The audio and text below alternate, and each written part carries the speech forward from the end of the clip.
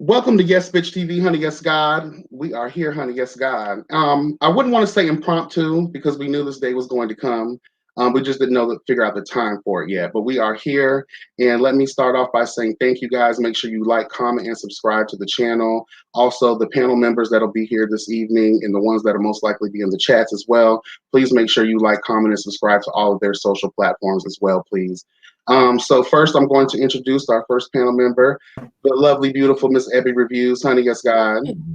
Hey, boo. Yes. We also have Giving You the Real Tea, Yes God. Hey y'all. And we also have a very special co-host this evening with us. One of my favorites. I know is one of y'all's favorites as well. What does the cat do? Meow. Yes, Hey, God, honey. how y'all doing? And the reason for the season, honey, as we're getting more in depth with Chasing Dallas season 2, we have the magnificent Markel Logan. Hello. Hey, Mark. I need to get one of those button things where just all these bitches just start clapping. Yes. What's going on? Nothing much. I just got back from San Antonio. I took a little weekend trip there to kind of get away from everything before my life kind of transitions into like what I'm working on now. And I just Okay. need a little me time. So for the viewers, it's the first time on my platform, so I just want to say for the viewers, can you just give a brief summary of who Markel is, what have you done, and what brought you to Chasing Dallas? So I am Markel, BKA, aka Thriller. That they call me all season. And Gotta start making shirts, honey. everything else. And everything else. Let's see. So I am a three-time published author. I'm a military veteran. I've done a few other shows besides Chasing Dallas, and I used to have a radio show a long time ago, which was really fun, but that kind of phased out. But that's who I am. And how did I come on Chasing Dallas? The honest truth is, I didn't seek out Chasing Dallas. It came after me. I didn't even know who Reese was. I was at a party, and Reese walked up to me and said, "So, are the rumors true?" And I was like, "What's the rumors?" And he said that you're no longer on this other show that I was on in Dallas. I was like, "No, I'm not." And he said, "Well, how would you like to be on a show called Chasing Dallas?" And then we went into talking, and that was that. So it wasn't no audition. Oh, okay. Like some of these other veterans had to. Now I want to, because you're our special guest, Honey Yes God, the cat's Meow. Anything you want to talk about real quick with Markel while we have him here? Well, I guess my first question would be, how do you feel like you've grown or transitioned from season 1 to season 2? Personally or on the show? You said both? Yeah. So on the show, I don't see any growth. Okay. Only because there's only because I can't say that part. Only because I signed up to know what I was going to do this season, if that makes sense. So I knew that actually take it back. Let's take it back. So the truth is, so from season 1, I was really shady. I was throwing shade to everybody, didn't care. For me, it was just the entertainment factor. I looked at it as more of a business instead of really trying to convey something, if that makes sense. Okay. And then for this season, I wanted to come back and actually show who Markel was and like the actual personal life of me and who outside the show, the people know me as not really being, let's see, all the time or always in somebody's drama or something. Like I really have no drama at all in my personal life, right? But that just didn't happen.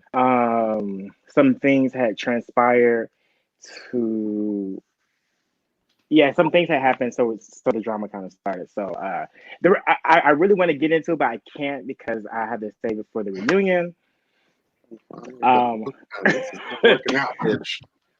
What do you think for the reunion? Like, are you like excited? Are you like, I need to get some shit off my chest? Like, what are your feelings toward the reunion right now?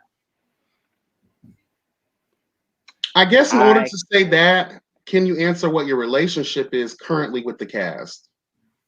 Yeah. That may determine the feelings for the reunion. Exactly. Okay, so I'll go down the list.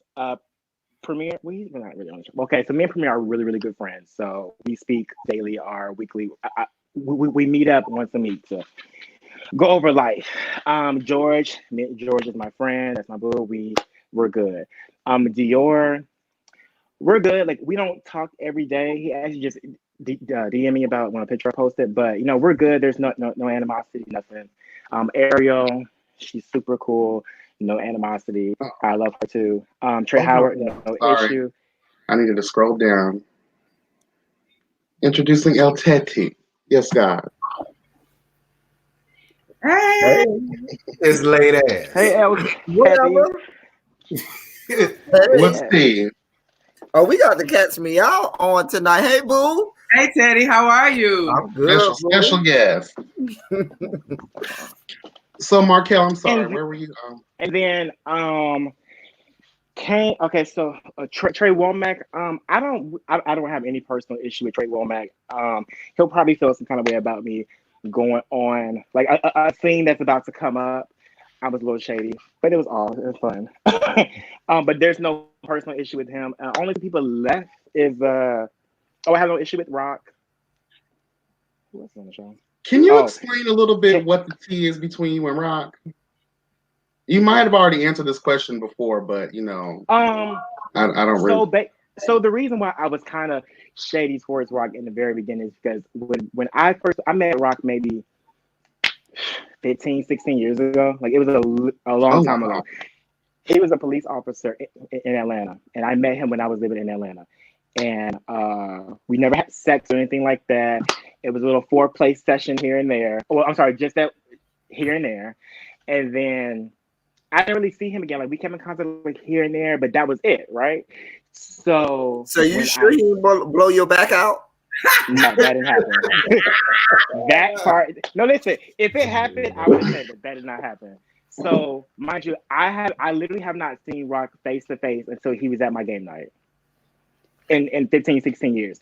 So when I said he looked different and washed up, when I said washed up and used up, I use it in the term of you're a porn star, you had sex 5 million times, you're used up. But I mean it in the sense of like you look like trash. Yeah, but that's still rude though, boo. That rude. is. I mean, I get it. No, I get it now. No, I mean, I get it now. I'm just reiterating. You kind of did, bro. You were trying to be you were trying to read him. It was just so shocking.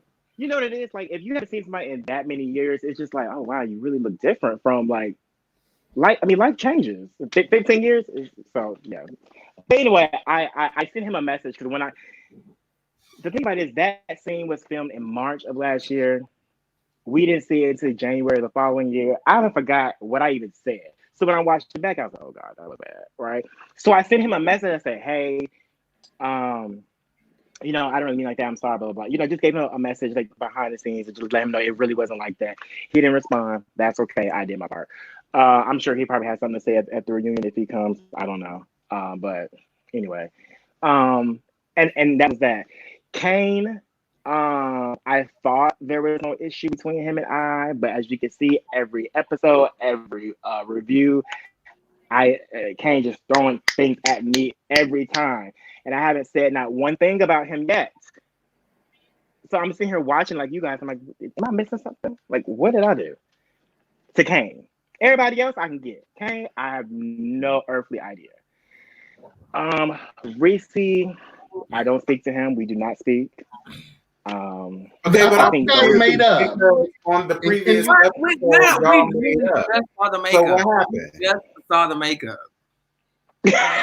And we made a little snippet. We saw a little snippet of the makeup. We saw it was a quick little flashback. I thought we was going to see what happened, and can you explain to us what happened?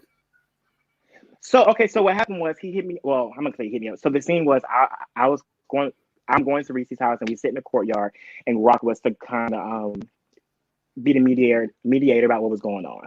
I threw a little shade to Rock because he said he was running for president. And I was like, okay, don't see that happening. So that happened, and then in front of Markel, you breaking up, honey. Spectrum getting you together, Markel. That's You breaking Spectrum up. getting you together. You know, Spectrum. It's always when the tea is good and hot and boiling that StreamYard want to don't let us be great, honey. I know all about Spectrum. They be with the fuck shit. You might want to go out and come back in. And if you're on your phone and someone's trying to call you, he's frozen. Yeah, you're frozen. Yeah. Go out and come back in. Markel. Okay, you're better now. I see it. I can see clearly now the rain. I mean, Rock can't even be president of Pornhub, much less president of these yet to be United States of America. But that's a whole nother story. Child, I ain't even gonna speak on it. I'm gonna shut my goddamn mouth. Child, girl. Markel, are you with us? I think he's frozen. He's frozen again. Try to go out and come back in, boo. You may have to take. Yeah, you may have to kick him out. Okay. Mm-hmm. And then I can't believe Dior reached out. I really hope Dior comes after this. I got questions. I got questions too. Dior, I want to know how big it is. I just want to know why is everybody blaming the fight on him when he didn't swing first? He does. He give me a verse bottom tease. Like he put more footprints on ceilings than he does dick slinging. But I could be wrong. I just want to know how big it is. That's all. I'm so done. All day today. Listen, yes, bitch TV. We have been on one all weekend. Actually, I had to drag a bitch last night. They still got me dragging people today. Hey, the cat's me out. Hey, my love. I'm so glad you're on with us. You know, I watch you. I love appreciate it. Thank you. Right. Yeah. I'd be tickled. I love your reviews. And I support the platform. I love what you do. Definitely. Mm-hmm. We may have to get up because I'm in the process of relocating to Houston. Whoa, Okay. wait, what? So, What? yeah. Wait, hold on. I'm going to be in Atlanta for a little while. Good now. Then Can y'all hear me? Yeah. Can you hear me? Yeah. Oh, okay. So it kept saying that you guys couldn't, but the mic wasn't working. Anyway, so I confronted him about what was being said, and he was just pretty much saying that I shouldn't believe the guy who told me the information. But my thing is, I understood where he was coming from, but at the end of the day, when you have somebody that has a track record and they do that to multiple people and it gets done to you, it's hard for you not to believe that it's true, if that makes sense. Yeah. And then that was that. And then, I mean, I don't really know what happened at the end. I think he said something funny. I said something funny. We hugged, and that was it. I did get a chance to watch the live, the surprise live that he did with you guys. And he gave us a little tidbit on it. And he didn't want to show the scene because of Rock, and Rock didn't have a green screen. Mm-hmm. That's what he said. Yep. Wait, what? Did y'all really believe that? The last interview y'all did, when Reese popped in. The one with y'all. Oh, the other day, Thursday. Yeah. I mean, yesterday. No, that was Friday. Yeah. Oh, you saw that one? The cat's me out. You saw that live? Yes. Yes. I was for the world. Did that excuse make sense to you guys? Not really. Because nothing is the clip. Can I say talk about the scene at all? He was just mediating to make sure y'all didn't fight, right? Yeah, but I mean, if he didn't like the way he was being portrayed our scene, and there was no green screen, but it's already been filmed. If me and Reese have green screens and he doesn't, we're the ones that's in the middle of it. There's no need. And honestly, at the end of the day, what I know about reality TV, like if you're not the EP, you can't really make the decisions as to whether or not your scene gets put in. Hold on once. Let me interject this because I don't have time to keep going back and forth between this and that and the third. Everybody in the chat, let's try our best to be respectful. I don't have time to be here and there and have my thoughts, and then we have a special guest, actually 2 special guests on Honey Yes God. The cat's Meow, bitch, okay, and motherfucker Markel Logan, bitch. So I ask everybody, please be respectful. Tony Rebel, we understand that you want to be counted in life, and that is okay, honey, but do it on your own time. Thank you so much. I can't even see. Look, I can't even see his comments because I have him blocked on everything under the sun. Oh. Now, where were we? I'm not gonna argue with nobody who needs some spray on his little wheels so it won't be squeaking. I got you collect your check. Oh my God. Okay. Is this what we're doing on these albums? Yeah, I guess we still on one. If you need some WD-40, I can give you a good gift card, but we're not doing that today. I'm not gonna entertain him anymore. Anyway, next question. Jack behind this good internet, Jesus. That's right, Amber Cotton. I got to make you an official moderator. I know we talked about that last night. Come gather the children, honey. Gather. Don't get gathered. Don't get gathered. Because I do allow him on. He switches on all platforms, and that's good and everything. But girl, don't come here stirring pots and shit over here like that. If you got a question that's reasonable and not messy as fuck, then go ahead and ask the question. But don't come in here trying to. Yeah. Ooh. You can't stir pot from a whole different. Wait, who is Tony Rebel talking about? Saying, "Bitch, you will never." Tony Rebel, listen, you got us in a good spot tonight. This is dragging season, Tony Rebel. Please. Okay, let's not take away from the ultimate goal here. We're here to focus on Markel Logan and let's get this. Yeah, let's handle Markel, run into this big wall, baby. Save yourself. Okay. Run, bitch. My question is this, Markel. How about this? So we had Reese on with us Friday, 2 days ago. Right. And there was a lot that was discussed, a lot that was said. Reese was on with Ear Poppin' podcast today. Ear something podcast today. Ear Hustle. Mm-hmm. Ear Hustle, thank you. And he said a lot. There was a lot of videos and receipts and stuff but at the end of the day, I don't know I don't have any clarity, and I don't know if the rest of my panel does, and maybe I'm just that slow in the brain. But even in the aftermath of all of the things that we asked, all of the things that have been discussed, everything that has transpired in the last 48 to 72 hours, we haven't gotten any closer to having any more clarity on anything surrounding this show. And it's just a hodgepodge of fuckery and fucktitude and a bunch of people basically trying to just clarify their own side. And we've gotten nowhere closer to who's chasing what or what we're supposed to be watching. And I just want to know for you, Markel, because you were on season 1, which I did not watch, and you've also been on this season 2.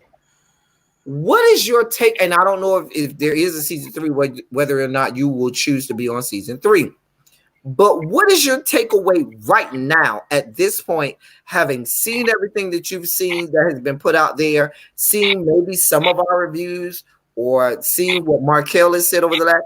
What is your takeaway? Where are you right now with the franchise or with this show as a whole?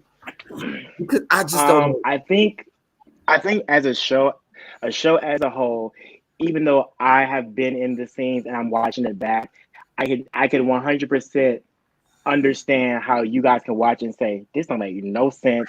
Where was the before, the after, the middle? How did he hit him? Or why did he shave? Like, 'cause I sit there and watch and be like, what happened? Or sometimes I'm like, that's not exactly what happened, or that's not exactly how it started, because I know how it started, because so it's very confusing. But I don't know, like, okay, so as far as editing, I mean, I think Andario does an amazing job. I don't know if some scenes just need to be cut out because, number one, they're either too long or two with the sound not working right, so that's why it's not too clear. I don't know. But for me, a lot of stuff doesn't make sense. Where do I stand with the franchise?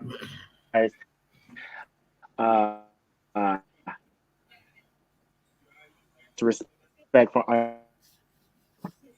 that we have here in Dallas, I'm just not here for. I think there's a lot of shady stuff behind the scenes that is on. Let me ask you this. I mean, as the Let me ask you, baby. You're breaking up real bad. I think Spectrum is getting you together.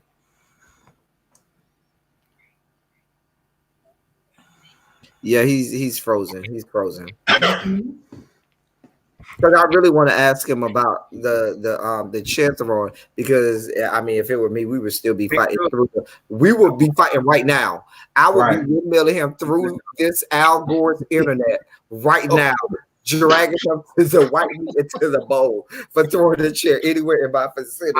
Hold on, Markel. Hold on 1 second. Let me take that one off. I want to know how it feels to have any remorse. There we go. Okay.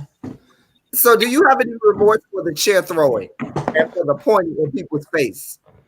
Because we will be windmilling right now. No remorse. No remorse. No. Because he meant it when he did it. I ain't mad at you now. If you ain't got no remorse, I stand in it, honey. Stand in it. That's my motto. Like, I'm not one of those. Like, it's not one of those things. Like, oh my god, my conscience. No. Ain't no backpedaling, pussy popping. Okay. No, everything. Like, I've never backpedaled. If the shade I throw really hurts, it's because it's true. And I say what I say. Mm-hmm. Did you have knowledge that the woman inside was over there though? Here. Okay, so when we first started doing that, we were we're all going back and forth. That lady in child wasn't there at first. Okay. I didn't know she was there until she walked up and she didn't know what was going on. And then by the time I threw the first chair, she was there. But I didn't even see her because it really wasn't in her. Like, when I threw the first chair, it wasn't in her direction. Okay. The second chair is when Reese kept walking towards her. That's when it got more towards her. So that's when she made the comment, like, don't. And I actually don't remember her saying that. I just remember hearing it, but. Mm-hmm. And then that was that. Okay. So, So about your book that I still want, by the way. How do you feel about like Reese and them calling it a pamphlet? You know what? It doesn't matter because my book went on sale. It went number 1 on Amazon as facts, public knowledge. Your book hasn't came out and you already got 30% sale. I don't understand how you have 30% sale on a pre-sale. Just pre-sales is not selling. So it doesn't matter. My book sold and it's still continuing to sell. So it's just like anybody else on this cast. It's like, anybody want to talk about your product, but as long as your stuff is selling and you're happy about it, I can care less. I mean, speaking of producing things, and in the beginning of the season, we saw a half scene of you creating a movie based on your book, correct? Mm-hmm. Right. Throughout the season, again, not being messy, just asking the question: are we going to see you do anything as far as maybe another book or the completion of the movie? So the movie is a short film, but I broke it up into 3 different parts. So when I said the movie's called Crown, so each person has their own crown. The first crown was about Markel, the second crown is about Mark, and the third crown is about a girl. So the next episode, when you see me and my best friend discussing the schedule of the next film, that's what we're talking about. Will there be another book? There will be another book. Yes, it'll probably be my last one. And yeah, I'm just continuing to move. I kind of just like, the writing thing, I mean, it can be time consuming. I just don't feel like I have anything else to say after this 4th book right now. And sorry, hold on. So that's why I'm going to put everything into film. And yeah, but my life is changing so much that I'm not really interested in a lot of this stuff anymore because I'm 33 right now. right? And I always had a plan of I want to be a father, and I never wanted to be an older father. Like I never wanted to be like 60 years old and then my child was like just graduating from high school. Like I just didn't want to see that for myself. And this year, I'm sorry, not 2020, 2019 was my year to start learning more about adoption and becoming a foster parent. But like life just kind of happened and show just kind of took over like my life a little bit. So it kind of stopped. It's like now that I have time to breathe, I've started my classes for adoption and to be a foster parent. And so I that's why I really don't I don't acknowledge like kind of like the show on my social media anymore. I mean, as far as like I'll say go watch or something, but as far as like any comments or Skeletor or Thriller or something, I don't even. Walk us through a day in the life of Markel Logan. Like what do you do? What would be your day outside of the cameras? Outside of the. Sorry. Outside. Oh, hold on 1 second. You got locked in the closet, girl. No, I might in the room. Child, saving the grace, honey. Yeah, he go to work and come home. The end. Damn, that drink. Oof. Get that back blown out. Sorry, y'all. I thought somebody was. Hold on, KK. We got you. Will be.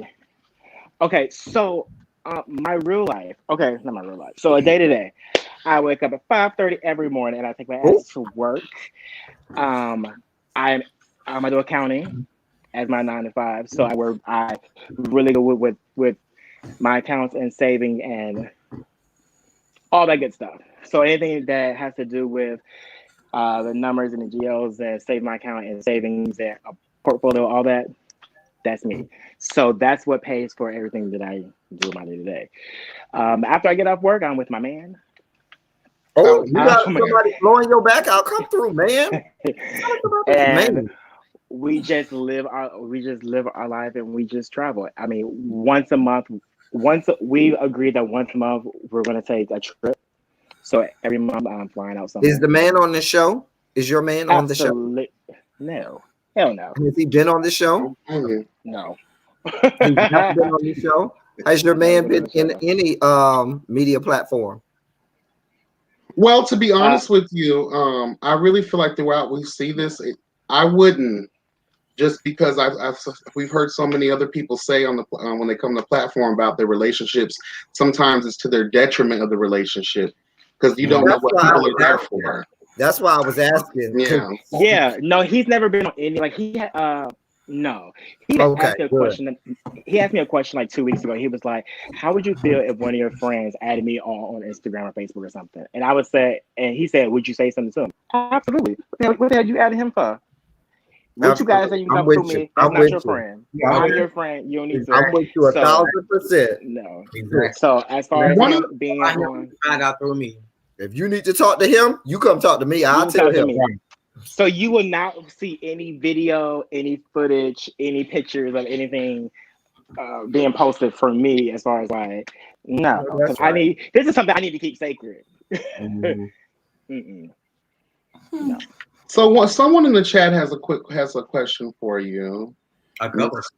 Yes, honey. Miss KK wants to know, what do you have to say about those vicious cocaine accusations?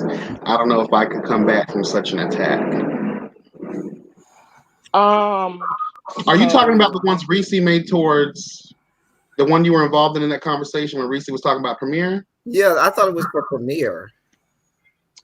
It was, but you know what? Just to put my feedback into it, I was really, really tipsy that night, and I know I was standing behind him as he was like venting, and I didn't realize what he said until I watched it back, and I thought that was a lot to say.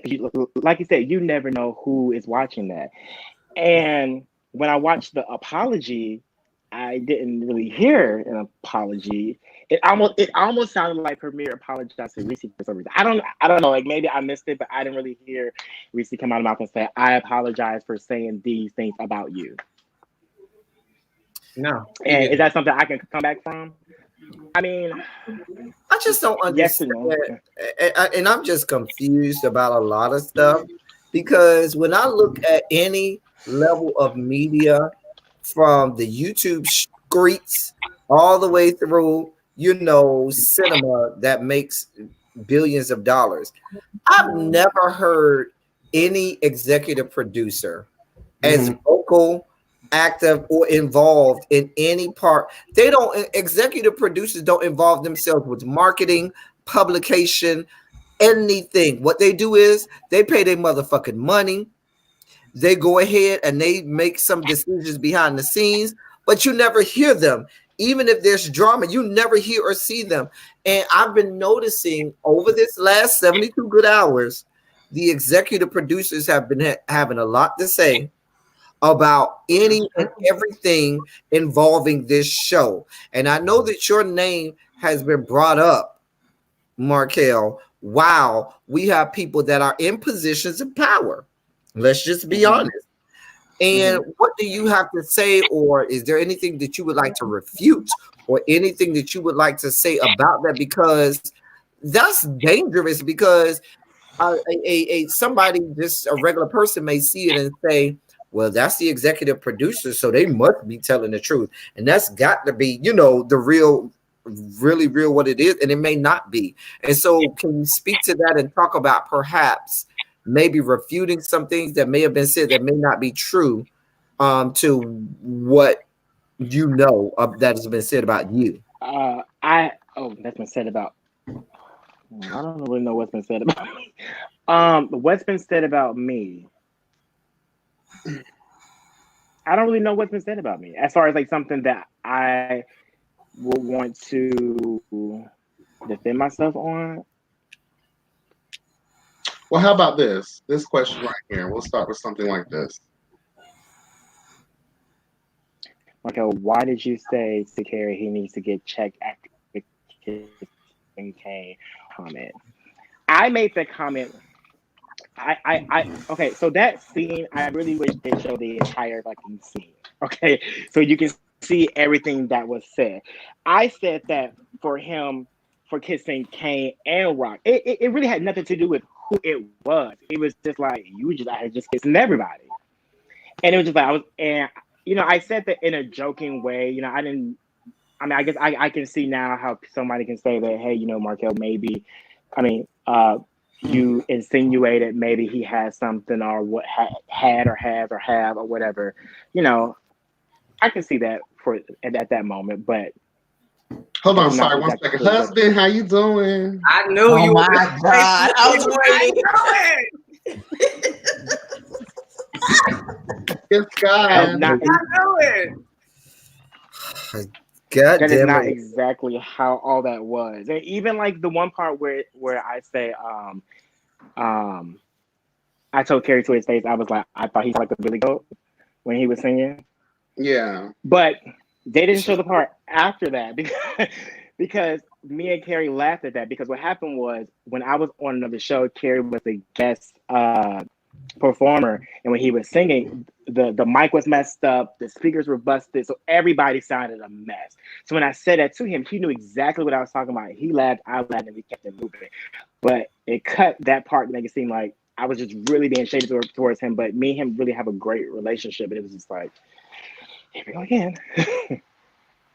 I can relate. I can totally relate, Markel, because people often try to make me seem like a mean person on my reviews, and my editors and producers on my channel often edit my videos to make them seem really harsh and really mean toward the cast and the cast members. And I am really so nice to you all, and you just really don't get to see all of the nice things that I say because my editing team. You need to go work for Chasing Dallas. They don't, because that's You'd be a great addition. You'd be a great addition. Great addition.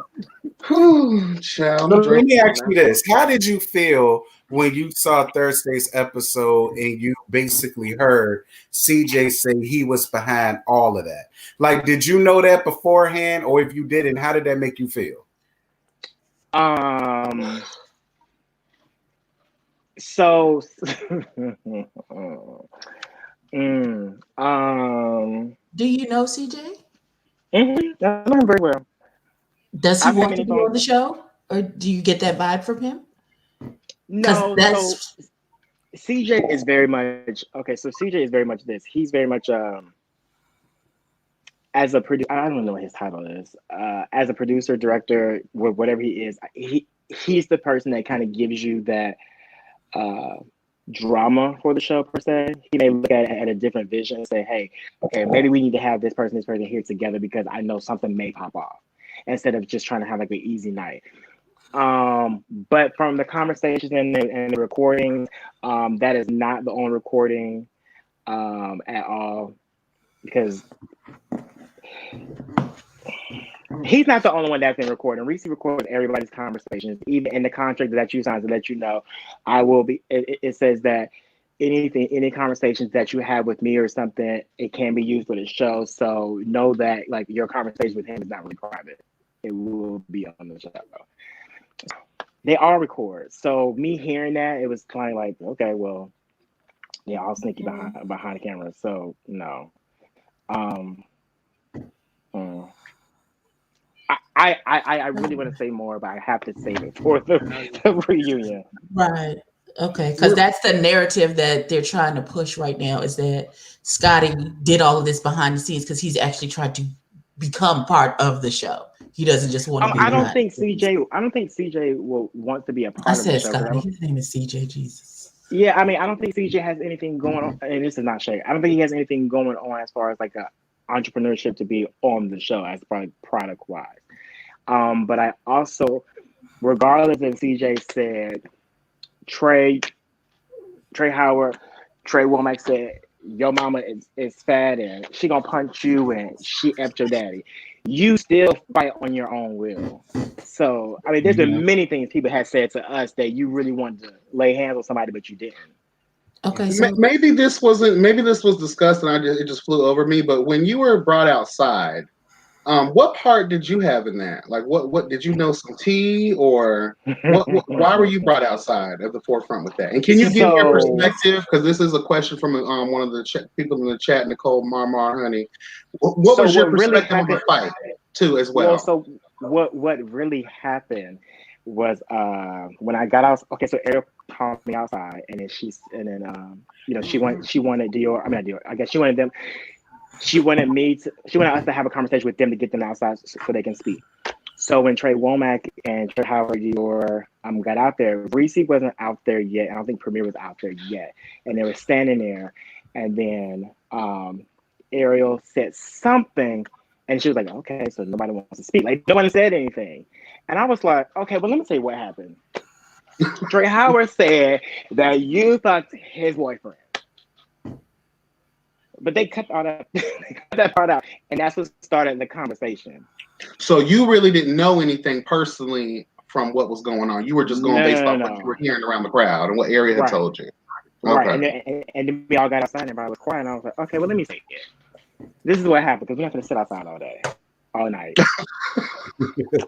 and then they went from there. And can you explain your anger from? I know I'm going back and forth into different situations, but can you? Does anybody have a question pertaining to the fight? No. While we're on that subject matter of the fight, no, we never know what happened in the fight. We'll never. I hear that. Scotty say he have a question. Who? Scotty in the chat. What's up, boo? What's the question? I think you have a question. I don't know. Maybe I'm looking at that. Well, can you tell us a little bit about your game night? Did you expect those things to transpire the way that they did? And how did you feel about that conversation between Reese and Premier and the intel of that situation? No, I didn't really know any of that was going to happen. It was the first time that everybody was going to meet. Well, it was the first time I was going to get a chance to meet all the new people. So the first time I met Ariel, I've met Dior before. Trey Howard, no, was he there? I don't think Trey Howard. No, I don't think Trey Howard was there. No, he wasn't there. It was my first time really meeting Ariel, seeing Rock again, and I don't really know who else was new. But no, I actually planned a really fun night. I want everybody to come and have activities, drink, and do like this course thing. Do this in the bottle, just like really have a good time. And then One second, I apologize. 1 second. Mons, can you guys plug everyone's stuff individually if that's possible. Markel and the Cats Meow, Givingyoutharealtea, EbbieReviews, just plug it all. Thank you so much. Okay, my bad, Markel. Go ahead. So it really started off with Antonio. Now I spoke with Antonio either that day or that morning or the day prior. He hasn't seen Premiere. And he whatever, I don't know what the issue that he had with him, but he did say that he was gonna ask him like why is he back in the group when he didn't really produce any product last year to this year or something. So he wanted to know how is his product now. And I said, don't do that. I said, you saying that coming from you is just gonna seem messy. So when he came and said, hey Premier, I have a question, Premier already knew that he was gonna go there with him. And that's kind of how it started. And then when he said Premier, and then when Premier went after Reese about, the friends and, if you're gonna hang with this person, it's gonna be the demise. And I am definitely a believer in that and a witness of that. Now, when you were sorry, go ahead. I'm sorry, in relation to that particular scene, when we saw you in the background throwing up them motherfucking signs, bitch, with Reese G Honey, do you feel guilty by association from that? Like, at that point, did you have an issue with Markel, or you were just drunk and just feeling the moment? I was really tipsy. I didn't even remember being back there. The playback. Was I really doing that? Yeah, I had a good time that night. I didn't even realize that was going on. I mean, in your defense, everybody has said that they were drunk as all get out at that party. Everybody said that they were drunk as all get out at that party. It was drinks on drinks on drinks. Like, and even like from the spin the bottle, because the spin the bottle was last, I think. Before that, we did the course where you had to pair up, and you can't use your hands. You had to grab a banana and rip it open. You had to eat it.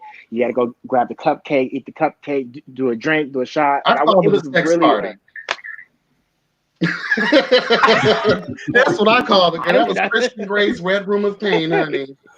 I didn't do nothing, but I guess. I just would have been in a kiss corner. George. Right, I'm gonna say, were you kissing George? Yes. No, I would have been in a corner with Premier and Wooda myself, just having a good old sandwich over there with Premier and Wooda in a corner somewhere, doing the do. You gonna get cussed out, Eltea. You gonna get cussed out. Keep playing around. Keep playing around. Where's the mute? Well, I'll make sure I call Wooda and Premier set that up for y'all. I know Cats Meow, you had a question? Yeah, pertaining to Reese. What did you mean when y'all were at the pool, the weenie roast? And I ain't seen not one. Where was the damn food at? I'm still waiting. You said what's so funny? You said something to the effect of like this being like a new group of friends, like he done ran off his real friends and he don't really fuck with nobody that he came to Dallas with. Just that. From when the day I met him, I know that he had a good friend named, I don't even know what that boy name was. This one child. I don't want to disrespect him. This one guy. And then who is Tron? Tron is a mutual friend between Reese and I from back in the day. He has really nothing to do with. Yeah. Okay. So from my understanding, Reese had the one friend and Aubrey, and that was really it.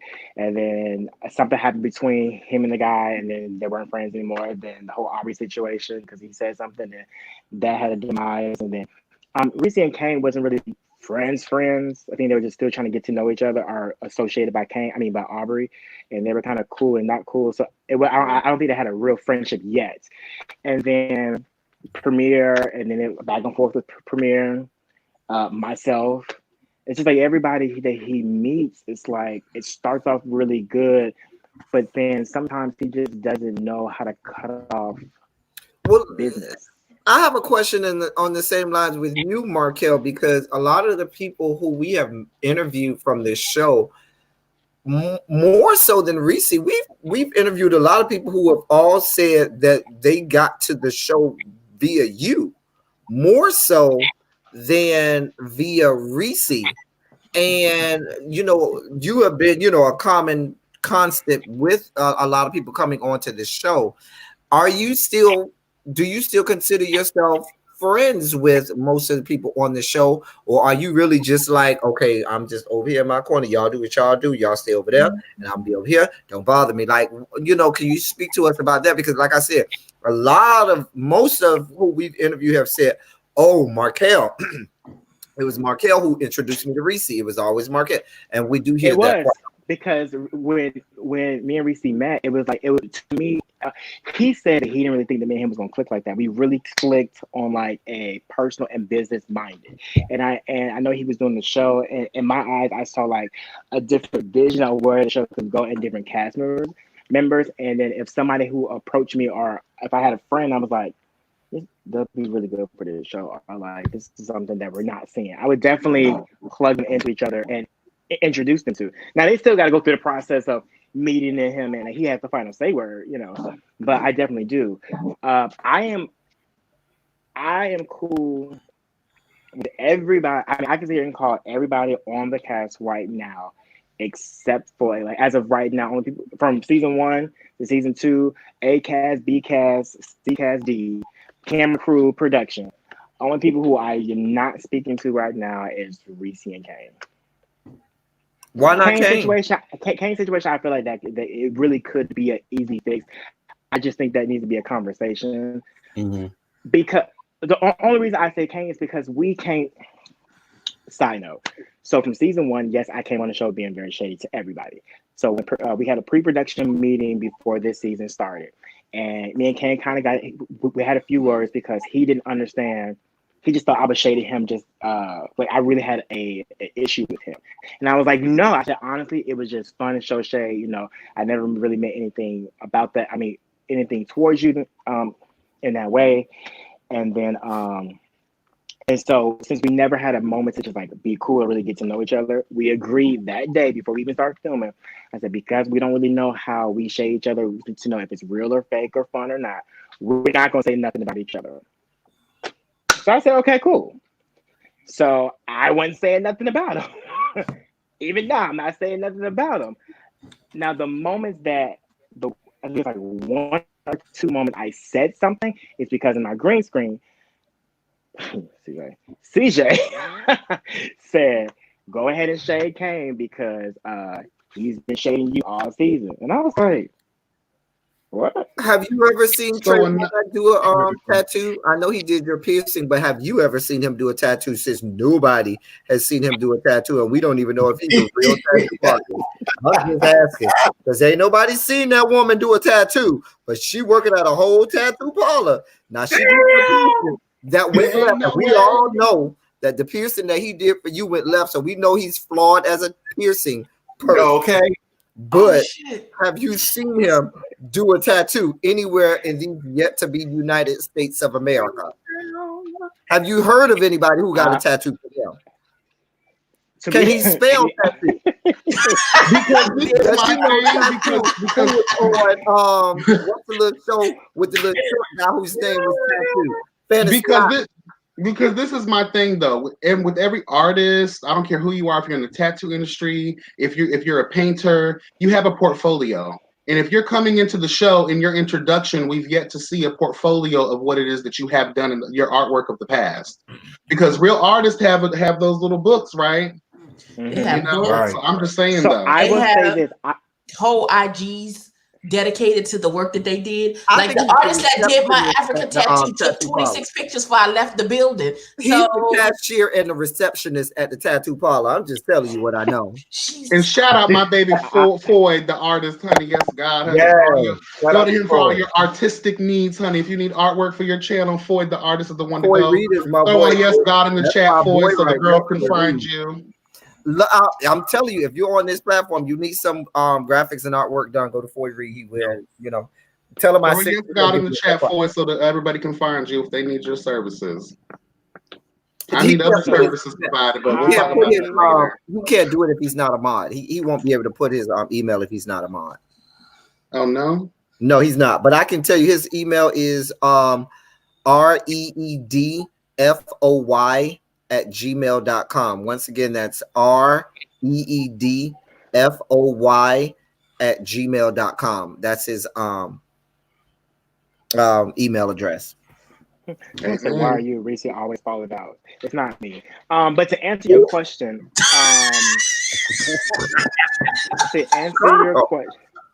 because listen, if you really be honest, if you ask like you still ain't answered the question about this tattoo. Oh no, okay, let me answer your question. I personally have never seen him do one before. I've never. I don't have seen any him hold a friends tattoo gun. But he over here fighting people because people. I'm not saying he doesn't. I've never answered associates who got work done from him. I don't know. Nobody knows. Nobody has seen it. Because he can't not do on that. his IG either. No, man. On his Instagram. Well, no, ma'am. He got his I think flat butt pictures on there, and everybody talk about his as flat as this wall over here. Child, don't get me started. Now, can you confirm something for us? Because you were at this fight. I hate to go back to the fight, but the questions are running through me now, honey. Can you confirm, because we have Trey Howard that said on the platform last night that there was indeed a gun and the gun was fired. Then when we talked to Reese G in the same breath, Reese G said there was a gun produced, but the gun did not fire. Can you tell us if there was a gun and if it was indeed fired? Or was there just sound effects that was produced?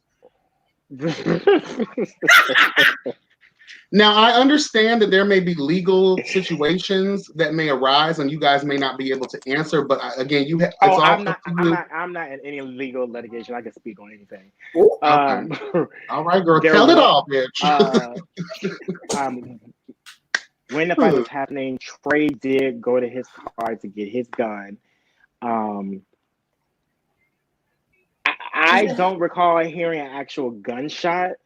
It was so much yelling going on, but I do remember when if it was an automatic weapon, you would have heard it, baby. You would have heard it. That's not how guns work. No. Oh no! Then if it was something like no. The only thing I remember, if it was automatic, the way they displayed the sound effects, you would have heard that. Everybody would have touched the floor. I would have. So basically, it's safe to say, child, a gun may have been produced, but she was not fired. Okay, yes, God, honey, we got that. Yes, the gun was actually out, and Rock went ahead and took the gun from Trey and took the bullets out or cleaned it out or however he did. Rock did that? Well, Rock is an old cop. Yeah, that's right, honey. I mean, so used to hold big weaponry. Trey Womack, not so much. That's that bid for president. Okay.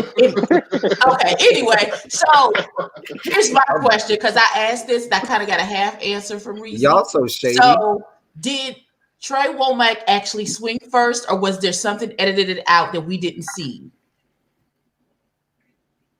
Did you freeze? What happened? Hello. No. No, Trey hit first. Okay.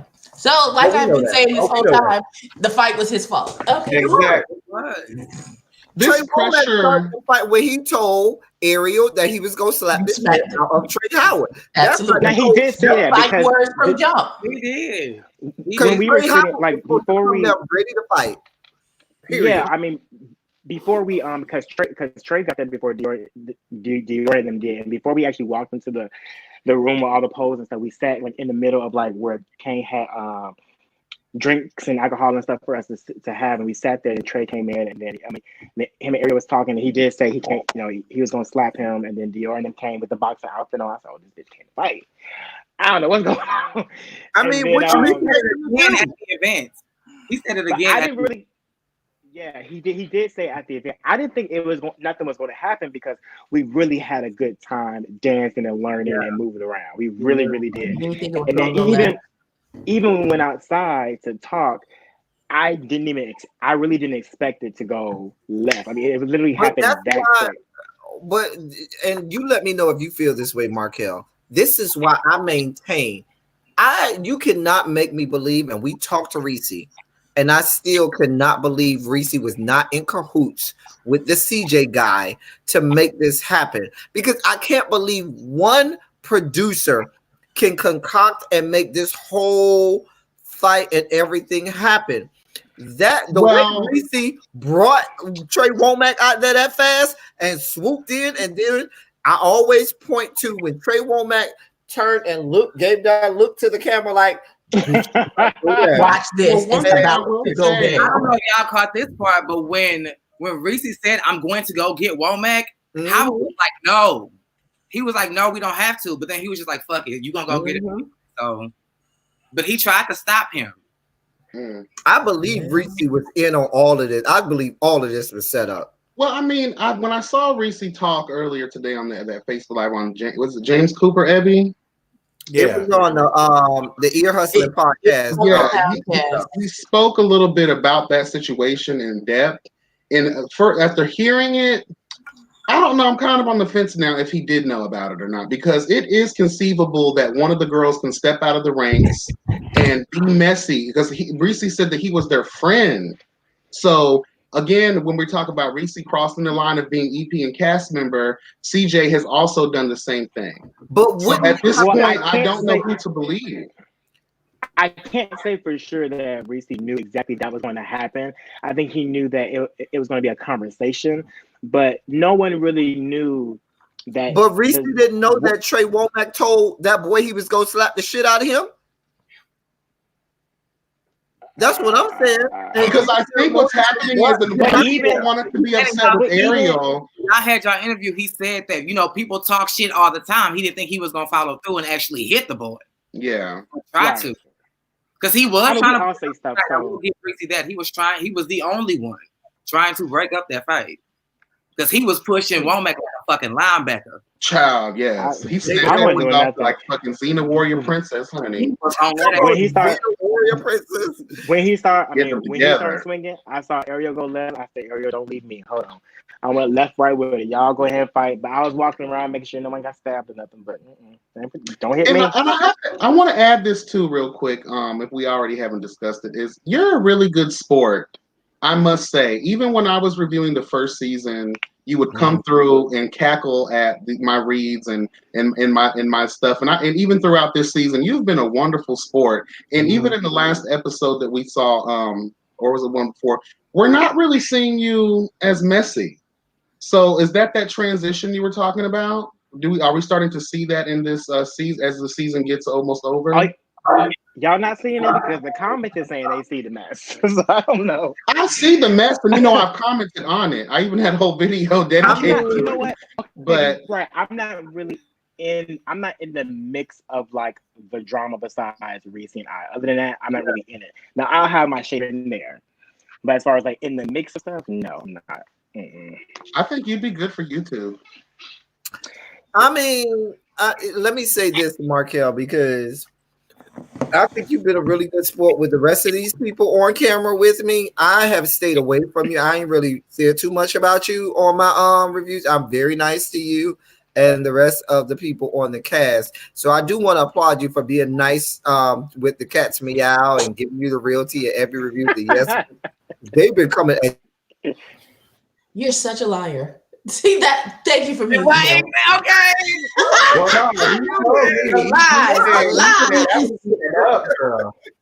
But hold on. Let's go to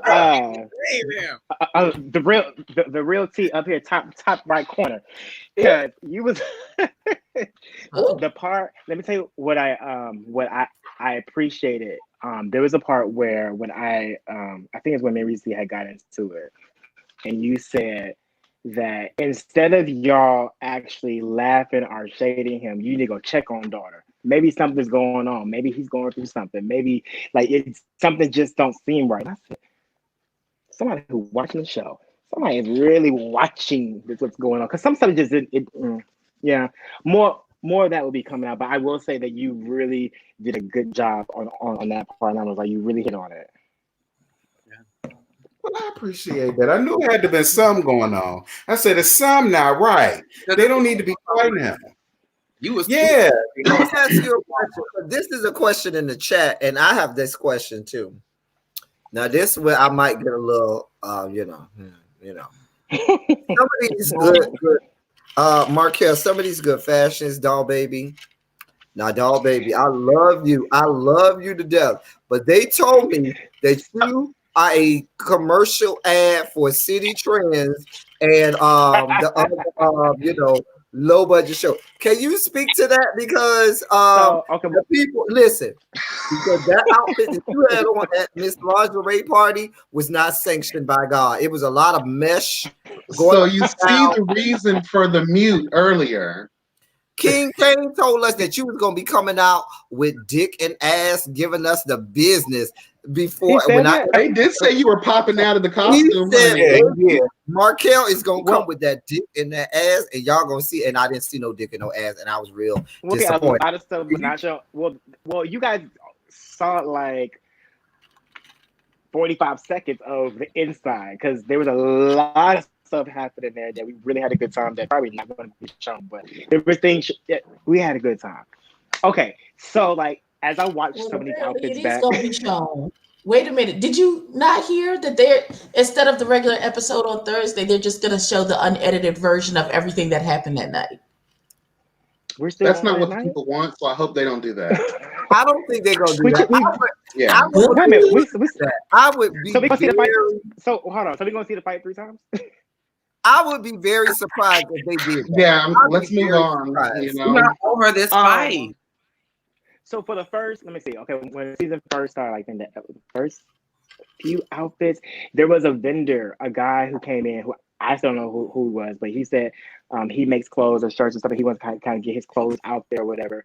And Reese had him for a while. So instead of me wearing some of the clothes that I would normally wear, I said, okay, well, I'll wear his shirt. And that's what some of these shirts came from. Reese would choose. Have you not seen his choice in wigs and stuff? Well, no, I was honestly for me, I was supporting and I don't even know the guy's name at all, but I was supporting his clothes. So it wasn't. So that's why when people make the comments, I was like, well, I was just really supporting his clothes. I'm glad. Not on everything, but on some stuff, yes. I watched back and I was like, whose shirt is that? I ain't got that shirt in my closet. No, like okay, no. I just want to be as high and unbothered as the cat's Meow is right now. I need that level of being high and unbothered because put that baby's business out there. Like, don't do that. No, it's cool. And I'm bothered. He has been smoking oil. Really high and unbothered, girl. He is cloud nine. I need to be at that level of high and unbothered. So so you 5, if you guys had the opportunity to produce season 3 of Chasing Dallas, but you got to get rid of one person, who would it be? Reese.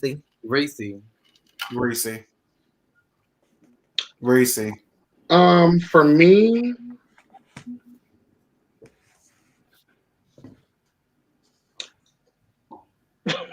I'm gonna keep it real. Okay. The only reason is because at this juncture, because they're not feeding the show on the design level of the other people. You have stylists. I believe that Chasing Dallas is always about pushing the envelope. But let's be honest here, every reality TV is based on some sense of someone's in the fashion industry or stylist. I get, even writing books, I love the intellectual aspect as well. But I'm going to say George, because I don't think fundamentally the show is going to add anything. And it's not to be shady or anything. I don't think it's going to add anything to his brand because he's not in that particular sector. You feel what I'm saying? Mm-hmm. Especially if your 9 to 5 is to remain anonymous. Outside of the beef he had with Kane, he gives me B character anyway.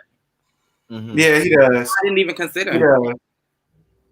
He gives me. I mean, again, it's not from my perspective. Not to be shady. It's just again like you can do something else on a different platform.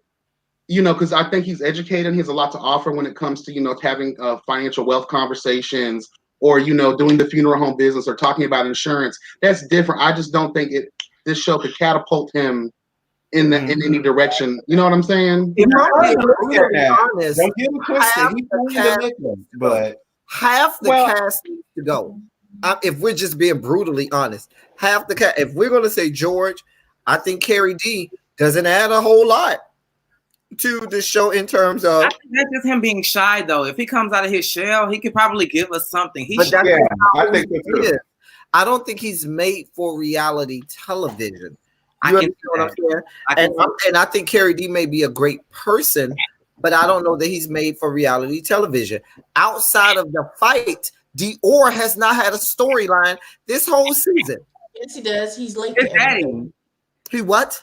His He's dad. late to everything. That situation, we done heard that 1,000 times, 1,000,000 times over in the gay community. That's nothing new, nothing revolutionary. But I do believe it's something that does continue to be being talked about. It may be in everyone kind of story that we can relate. Outside of the fight, what is Trey Womack's storyline? He's a tattoo artist. He doesn't have a storyline. I mean, they gonna string that along just like Kirk and Rashida and that baby. We're not gonna find out to the reunion whether or not that man do tattoos. Watch. Or you know what, we still didn't see it. It was a tattoo party on the reunion. I ain't gonna believe his ass because I'm gonna think it's shot. It was a whole tattoo party, but really we only got to see you pierce Markel Logan. And we know that. Okay, how about this? So while you were there, you didn't see any tattoos being made? No, he didn't see no tattoos done while he was there because he don't do tattoo. He's the receptionist and the cashier. Okay, wait. So breaking news.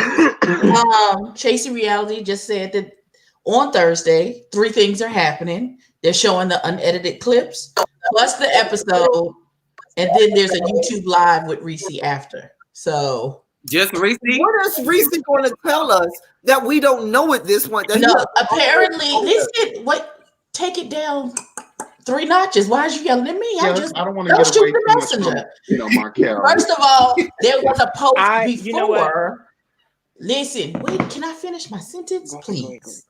Thank you. So there was a post before that said that they are picking one viewer to come onto the YouTube live that's from the area with Reese. So it won't just be Reese. Baby, it's a contest. They're trying to boost membership. I don't know. I'm just reporting the facts. But what I don't make the news. I just tell her, child. Eltea, drink your drink. So as we talk about the show, and do you feel like you'll be back for the next season if that's something that is going to happen? They gotta offer you some coin. I did say in the very beginning before all this stuff was happening that I wouldn't leave the franchise until the wheels fell off. But this season behind the scenes has been very detrimental, and I think that after the reunion, do you think in the moment of chasing something that everyone has? I'm sorry to cut you off, but I'm going to ask this question because it relates to all that. I apologize. Do you feel like in the process of everyone chasing something in this show, whether it be your relationship with Reese or Premier, or even people from season 1, do you feel like this show is the reason for the detriment because people might be trying to do too much, and in turn they've cashed in their real friendships? Really well put question. To be quite honest and to be very transparent, I think that these friendships would still be authentic and real if Reese wasn't around. Around his cast member, around his EP, or both?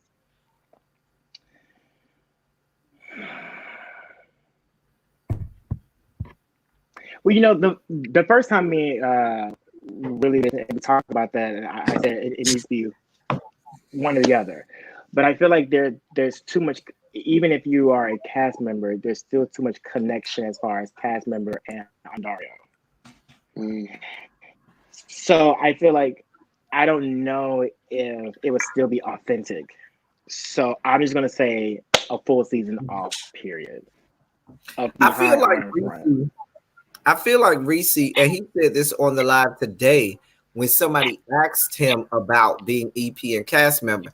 He pretty much said that he's not willing to give up being both cast member and EP, which he did say earlier that he was going to try to phase himself out during the next season if there's going to be a next season. But on that live today that they did on Facebook, when he was presented with that question and he said, he basically was cussing and going off and said, absolutely not. I built this shit And I can be But on later on, after that original statement, he came back and was like, I might try to fade something.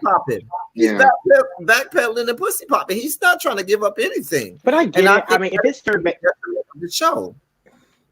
I get it. If this is your baby and you came down here and then this opportunity came up to you and you created it, you don't want to leave the ranks. Because there's another show here in Dallas where the creator asked me to be a part of to kind of put the show together for him. And I said, well, the only way I'll do it is that you got to step away as far as EP and just let me do me. And you can't have it both ways. You cannot have it both ways. Yeah.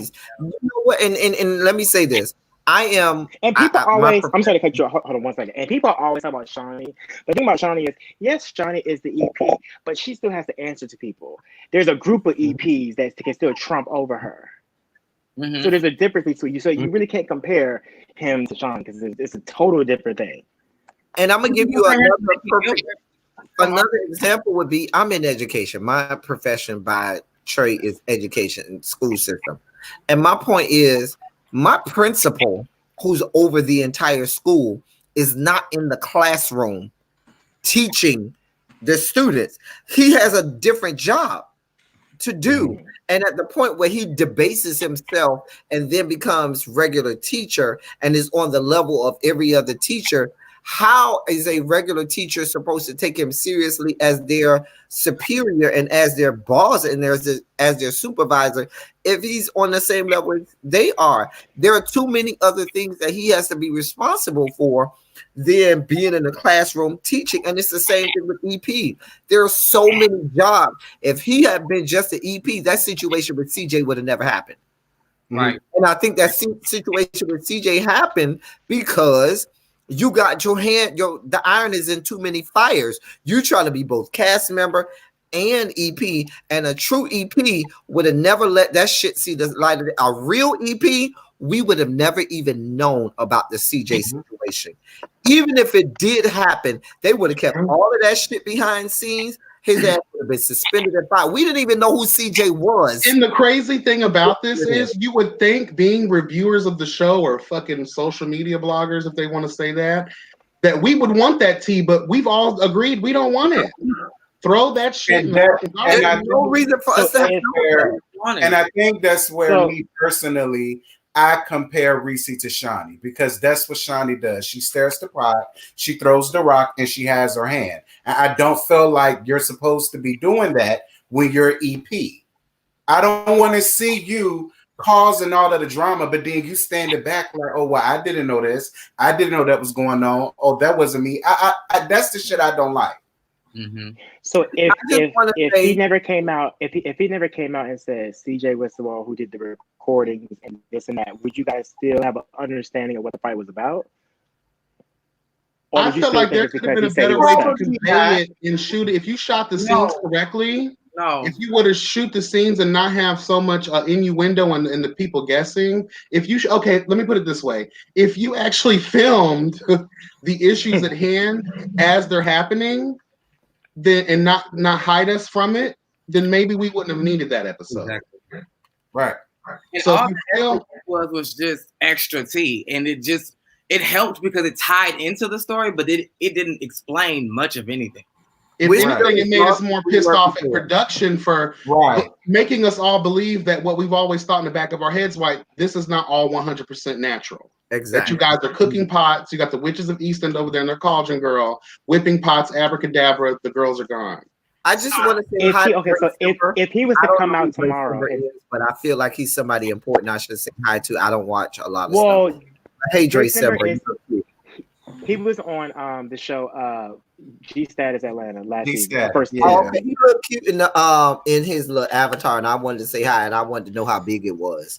Oh my God! Can you not be a whore right now? Drink down, girl. So, question: if Reese, so if Reese had came out and said, now, I'm not saying this is true or not, but if he came out and said that the show is semi-scripted, would you feel better about the show? Would you still review the show the same, or? I would more of an understanding. I would watch it, but I probably wouldn't review it. I'm not going to say I won't review it because we expect that reality TV. Okay. we're okay with that, and Yeah. we will make our commentary and our reviews on this scripted part. That's why you have writers and producers on reality television, and I'm okay with that. But I'm not okay with a cast member that is so involved in the fuckery and fucktitude, also being involved with the editing and showing what is happening. Because that last episode when Trey Womack was absolved of all responsibility, like he was basically made to look like he wasn't even a part of the fight. I'm not here for that at all. Y'all notice that scene where he's at the table getting everybody together, it completely contradicts his claim that he can separate the two, because he was sitting as talent on screen, also as producer reprimanding everybody. Exactly. And Trey Womack was basically sitting there like, I don't even know why I'm here. Nothing was even addressed at Trey. He was basically sitting there like, well, he was still mad that they snatched off his hairpiece, and I do not blame him, because do not embarrass me like that. Okay. And then next week he gonna goop the kids because he gonna have a little Erykah Badu going on. I know he had Eric Killmonger. He had the little Eric Killmonger dreads going to the side. Bitch, I saw it. I'm hollering. Listen, bury me with my ancestors in the ocean. Well, we not going to do my this is my thing about the show. If for some reason, I know because we're talking about something that's in the early stages of growth, what could become something fascinating depending on how they continue with the formula. That's one reason why I still kind of want you to be a part of it, because something tells me if it's not now, sometime later, this may take off to something great. But the only problem is going to be is through growth. We understand that Reese Gino, I'm trying to see if we can pull her back on here sometime this week, honey, yes, God, and see if I can ask the question is if we can just, of course we want fuckery, but certain levels of it. So we're okay with being gradually brought into some bullshit. But if you can try your best through growth to separate yourself, because again, I always say you wield too much power depending on your intention and things. And if you know everyone's backgrounds, if you know all the tea behind them as a cast member and your producer, if something's lackluster, we're afraid you're going to go ahead and push the needle and release tea that doesn't need to be released at that. You know what I mean? So if maybe there was more control over the emotionalness behind it, this could be something wonderful. And again, giving you guys an opportunity to just highlight what it, if you don't have nothing going on, just be honest. Say, right now, I'm just a friend of the show. I don't have much going on. Then you won't get read. Right. And I'm gonna say this to you, also, Markel. If Reese was smart and listened to us, the numbers this season that they're producing, he could actually step out of cast member role, go as EP, and push this to WeTV or Bravo, one of those cable networks, because they are you all granted. Or even pooling your resources. If the gay community, the black gay community could get together, all the black producers, create your own network. Y'all are producing. Yeah, I'm with you. Y'all are producing numbers. Yeah. And what I'm saying is he could actually go with the show and present it and have it actually be on someone's cable channel or network television and so forth and so on. And if that does happen, don't forget us little people who were here from and bring us on and let me reunion, so we could be on the front row at the reunion. Okay. Don't forget us. There is progression. Because what I'm saying from last season, there is a lot of progression. Right. If I see the alone and the production and the audio alone, there we see the growth. And I think Reese, like, it won't hurt to give us a season. Just give us season 3 without you, just to see how the numbers do, how the season plays out. And if we're right, then we're right. And if we're wrong, then hop your ass back in there. You have the power to do that. I really think, and I think that that's something that you, being someone from season 1, Markel, that may be a conversation. I know y'all ain't good best of friends right now, but on the business tip, fuck friendship. On the business tip, money wise, have that conversation. Hey, boo, let's sit down. Because we got something right now, even amongst all of the fuckery and fucktitude of it, the numbers are saying that the people see it for us and we want this. And you may, even if you say I don't want to be on the show anymore, but you may want to be maybe not an EP, but a producer or something like that, and say, you know what, let's go into this together. I can't stand your ass, but we can make money together, bitch. And we like to, you know what I'm saying? Because there's a platform you all are doing. There's always been a thought of definitely pushing this to the next. I don't foresee it actually being on a national television, only because most of the time you lose the rights of the show, and sometimes they'll buy the idea and give you a whole new cast. So if that was to happen, it would have to be like a Zeus network or like something a little bit bigger, but has more subscribers. But I mean, if that happens, sure. Now, I'm not saying I'm quitting the show. It's just that if they present because our contracts are only by the season. At the end of the season, you sign an exit contract. And if it comes back around and he gives you a call and say, "Hey, season 3 is starting up. Would you like to come back to be a cast, B, whatever on the show? You want to come back?" I mean, now being 2 seasons in, and I definitely understand the fuckery and being in the highs and lows of it. I mean, I will come back and narrate my journey a different way. But I do agree with you, the Catch Me Out, that try it out, leave for a moment. If it doesn't work, this is still your baby. You can come back and create some fuckery and still bring the numbers back up to where it was, or not where it was, or whatever. He can't give 100% to both. Had he been 100% EP, he would have caught all that shit that El Teddy was talking about. He would have caught it. He would have been on top of it. He would have been able to spin it. But then being producer, because like he was saying, like he got to pick up people. He got to set up the green screen. He got to pay for this. He got to pay for that. And then he got to get on camera and then be Reese's the personality. Like that's a lot for anybody. That's a lot for anybody to do. And it's draining. I don't know if that actually happened, but I hear you. I definitely agree. And we've all survived from all of these interviews. Everyone wholeheartedly says Reese, the EP, is way better than Reese, the cast member. And if that's your thing, that's where the money is. You make way more money. I mean, he's I mean, no matter where we stand right now, and the things I said prior on this show, earlier, business mindset, he has a definitely really good keen as far as like you can come say, I got this AirPods and I want to do something with it. And he can really just like create something for you or give you an idea to really do something. And so behind the scenes, when he sees certain certain moves or things, like he can really put something together. So as far as EP and business, he is definitely good on that.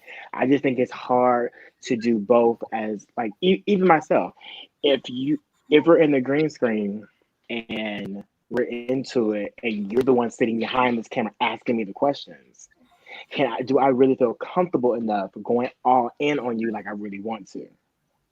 Or are my scenes gonna get cut out? Or is it just going to show like a flashback of us making up because Rock couldn't do a green screen? I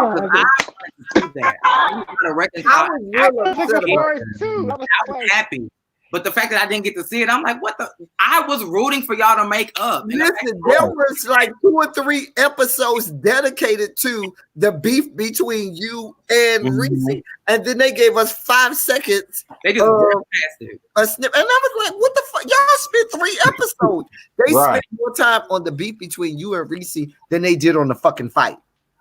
I guess let's just be honest. And we got a 5-second makeup, but they had a whole makeup between Reese and Premier. Premier big ass ain't even on a fucking show. I do have a quick question for you though, regarding a little bit of the shade that was thrown at Q's book.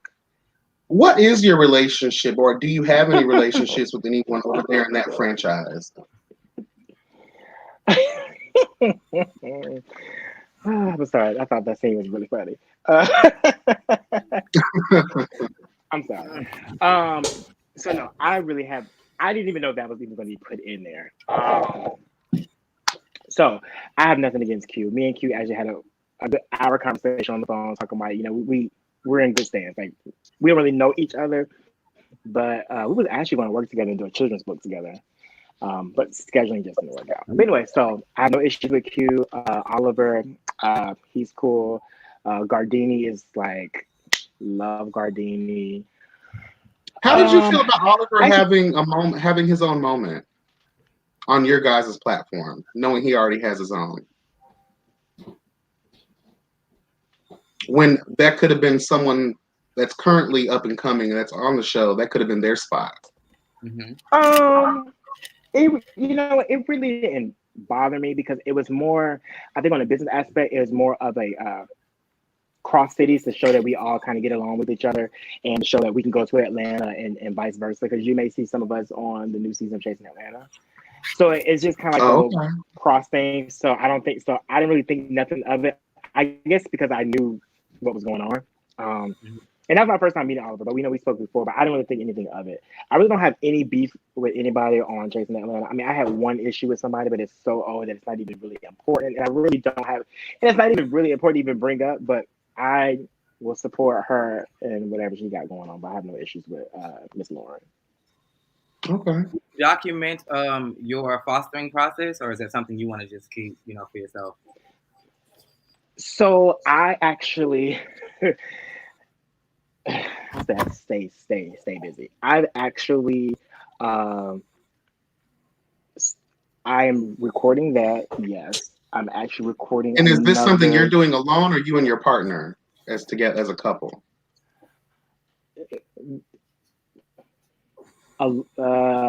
Alone, but we're together. Does that make sense?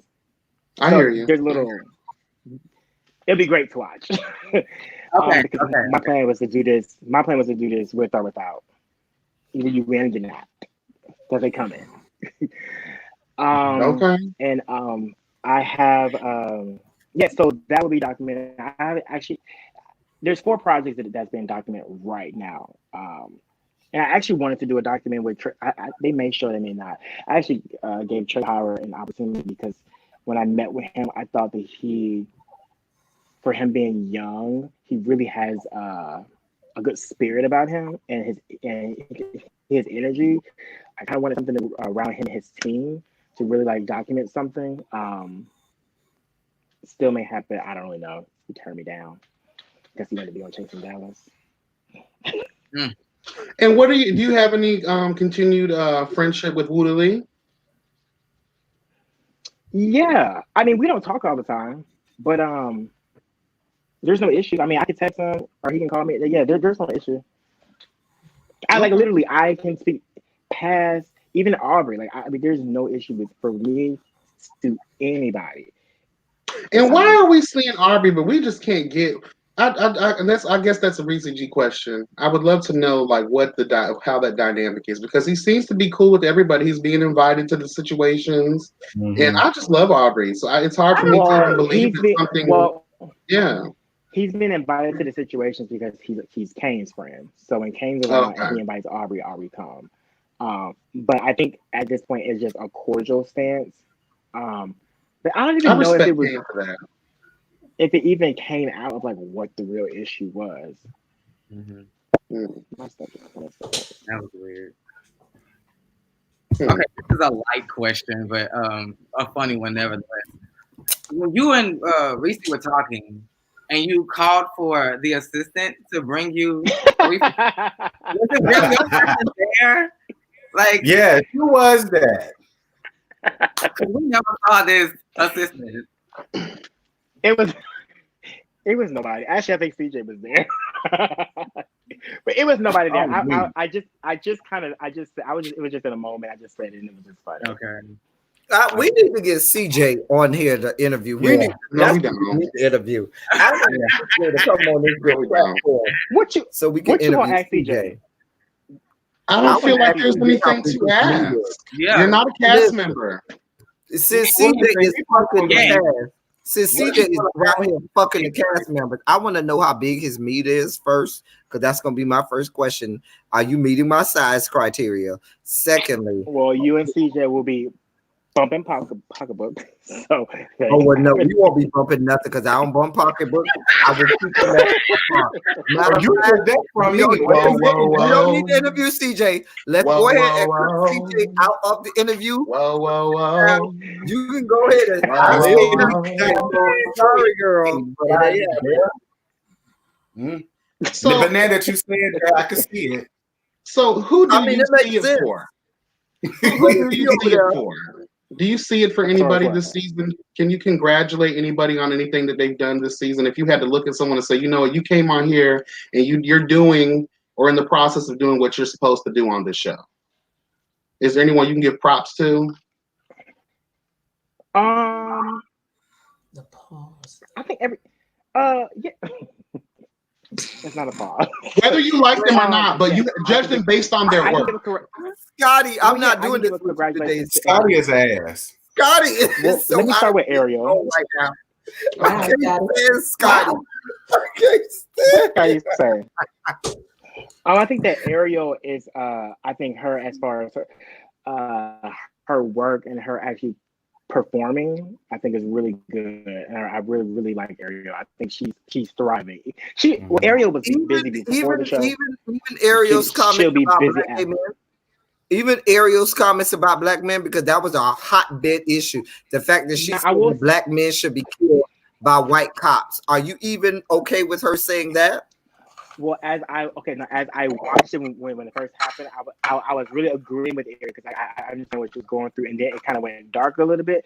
But at the same time, I understand what she said. I mean, I just think that it was a lot of passion, a lot of anger, because that was her friend, that was her sister. No, I'm not gonna let you have that. I'm not gonna let you have that, Markel, because Ariel came on this show, and she was interviewed by us. And I pushed her on it, and I questioned her, and I said, was that a moment of just passion, and maybe you didn't really feel all of that, or do you really truly stand behind it? And Abby and Yes Bitch TV was on here with me, and but she also did back it up though. She also but after backpedaling the pussy pop, and she came back after the backpedal and the pussy pop and said, I meant every word that I said, and I stand behind it. And that's all I'm gonna say about that. I'll leave that at that. You can go back and watch it. I think okay, so I still think, even though what she said, I still think it's passion, because if you had a friend, a family member who was beaten and shot and killed or something, you would still have negative comments like that to say. So I don't fault her for saying that, because I mean I don't know if I would have said it. I mean I might have, but I probably came back and said it was passion. But I see where she's coming from. So back to who you see it for. It's hard. Now, again, trying to just judge these people based on what they're bringing to you don't have to like them to respect them. That's how I go into situations. Like, I don't have to like you to respect you. So whose hustle do you respect and where they're at? I respect Dior's hustle. I respect Ariel's hustle. I respect Carrie. He's out here singing and making music videos. He actually just filmed a music video. Couldn't be there because I was out of town. We saw the drama after. Yeah. Oh, that's what that was? It was a lot of going on drama after that, because then after that drama, I heard that Kane's old roommate came and slapped him. Slapped who? He made Wait, pause. Kane got slapped that night. Kane got slapped, so his old roommate showed up out of the clear blue sky and said, "Here, bitch, pow!" Now listen, I'm not being mad. I'm just reporting the news. It was said to me who was. Since we're getting this exclusive, let's back this up real quick now. Who, what, when, where, and how? Well, so last night after the video shoot, they was outside. Reese and George got in their kerfuffle, and then out of left field, Kane's old roommate came and said, "Bitch, pow! You didn't pay the light bill. What happened?" No. From my understanding, George and them got into it, and they left there, and they went to another location, and everybody was kind of having their drink in separate areas or whatever. And Kane's old roommate came in, being nice to everybody, and had some nice things to Kane. I think I like congratulations on something, and she said, "You also owe me $500 and something slap." And then as she walked off, I want my money, bitch. And this is a girl? I mean, that's just. I believe she's a transgender. I don't know. Yeah. I think. I mean, Okay, that's so yeah, like she's Trey a girl. Howard came Okay. on and said without with conviction that Kane had little meat on this whole good platform of Al Gore's internet. What And happened? I was floored. We was all over here like, oh, and he was because Kane did try to shade. He did try to shade Trey Howard and say Trey Howard ain't know how to suck dick. And Trey Howard came on this good platform of Yes Bitch TV and said that I wasn't sucking your dick right because bitch your dick was too little and I didn't want no parts of that shit. And I was like, I mean, I thought it is hard to suck How did we get dick. to dick? Oh my god. It's really hard to suck a small dick. Like I've is, done it. it is. It's like no, it's not. Yes, it is. Yes, it is. No, if you know what you're doing, it's very hard. It's very hard. Nah. It's very hard. I mean, if you guys want to go see it, he has an OnlyFans account. You can go see it. You can pay your little $10 for him. Yeah, no, I'm not paying for Wait, that. So one of the people in the chat, so speaking of sexual activity, someone in the chat wants to know, have you ever slept with any of the cast? No. Child, I don't know. Either I don't know. You're serving. I'm just gonna give y'all with a mystery. No, I don't believe you. I just. Okay. Was there ever any interest? I haven't. And who?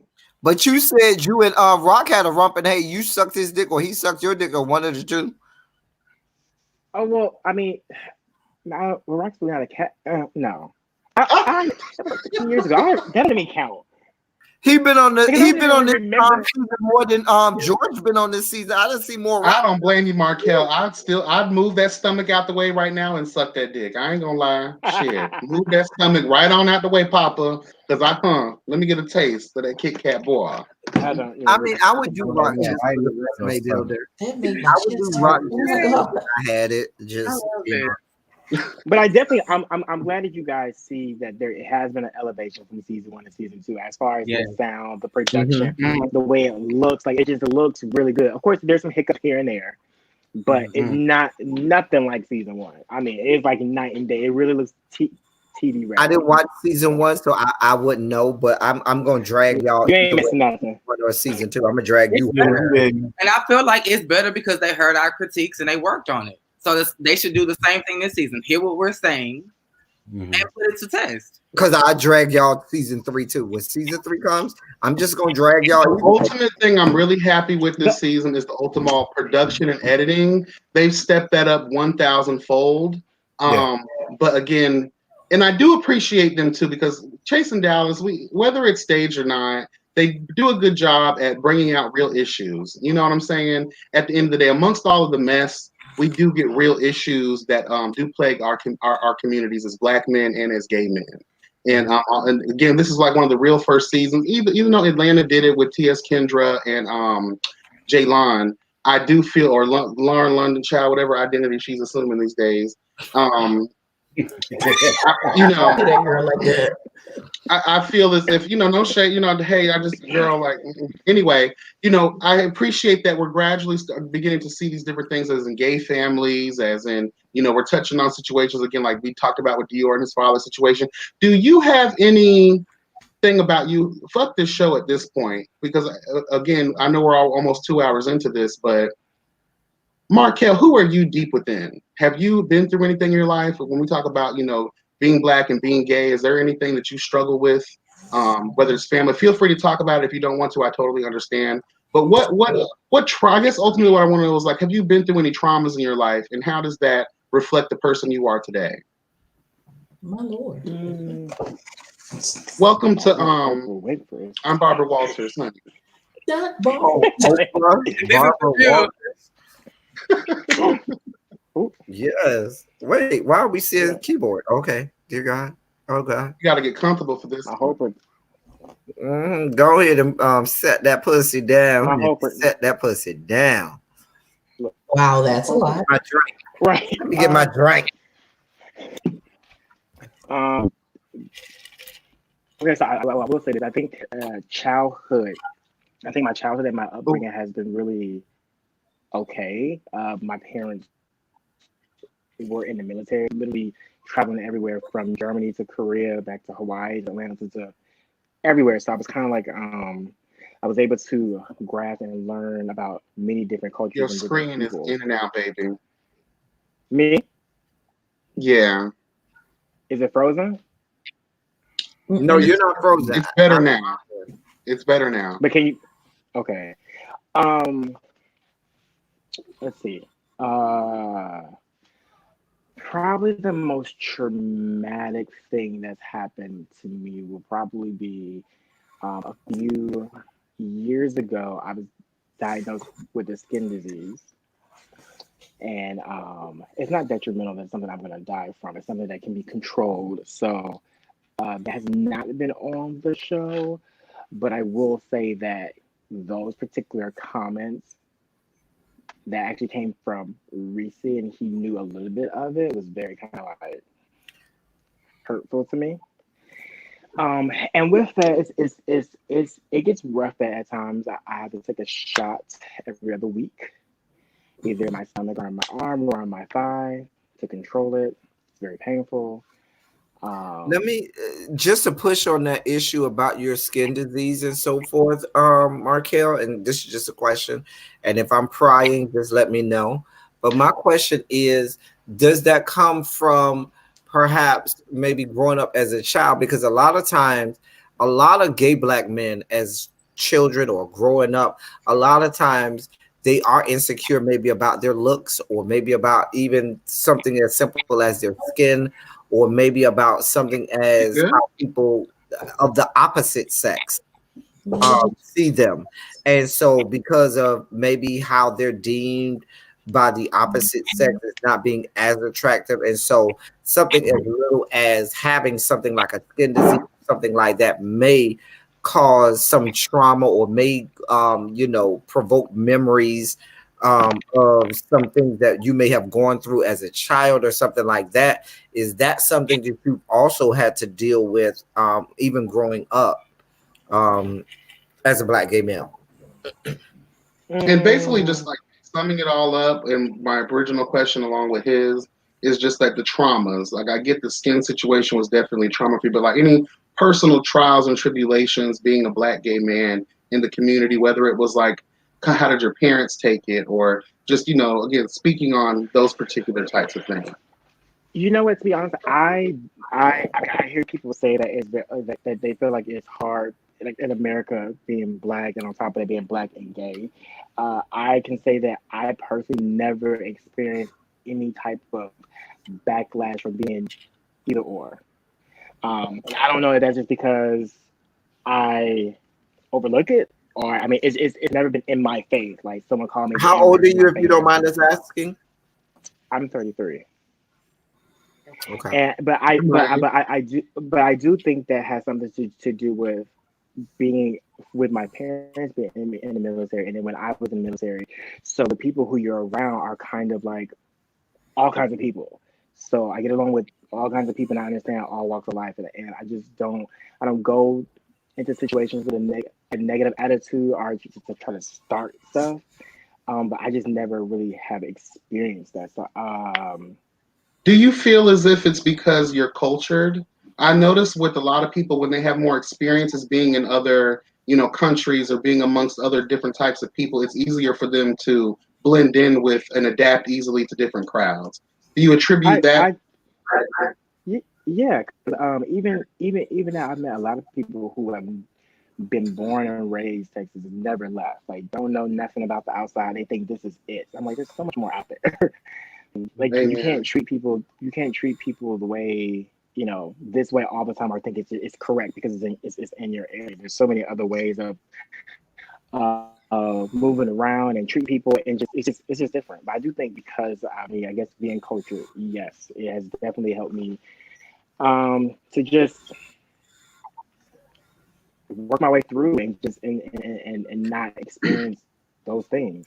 So, Can you perhaps understand why someone who may not be able to have those experiences, maybe someone's mom and dad were not in the military, and so maybe they didn't have the opportunity to be well traveled, or to get outside of their community and experience other culture. So all that they were limited to was their particular community and what they experienced in these yet to be United States of America.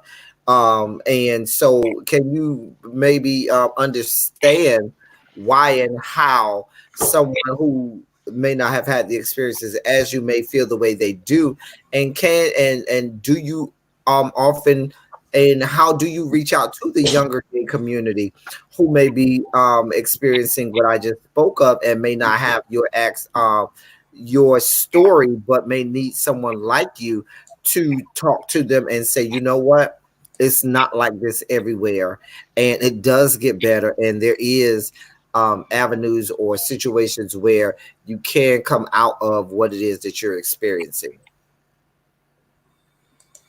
Ooh, that was a long question. Okay. I'm the long question guy. That's me. I ask all of the long questions. That's me. Can I get a synopsis?